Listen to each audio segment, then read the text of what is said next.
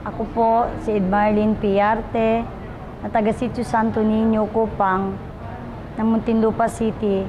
Ako po ay nagpapasalamat sa Pantawid Pamilyang Pilipino Program na ako po ay napasali dito mula po noong 2010 hanggang sa kasalukuyan po. Ito po ay napakaing tulong po sa amin, ang aking pamilya, dahil natugunan ko na po ang pangailangan ng aking mga anak sa health at sa edukasyon po. Lalong-lalo na po yung mga project ng anak ko po, dahil ako po ay may isang high school na po.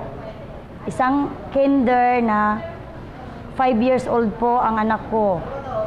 Napakalaking tulong po ito sa aming pamilya, lalo na po ng aking anak, ng aking asawa po, ay isang kontraktual lamang po.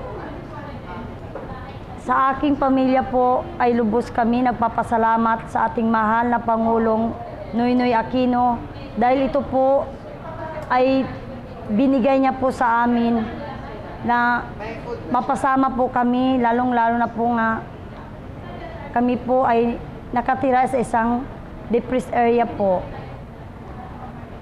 Nangyari po ito sa pamilya ko na nagkakaroon po ako ng lakas ng loob na makipaghalubilo po, lalong-lalo na po yung nagkakaroon kami ng FDS.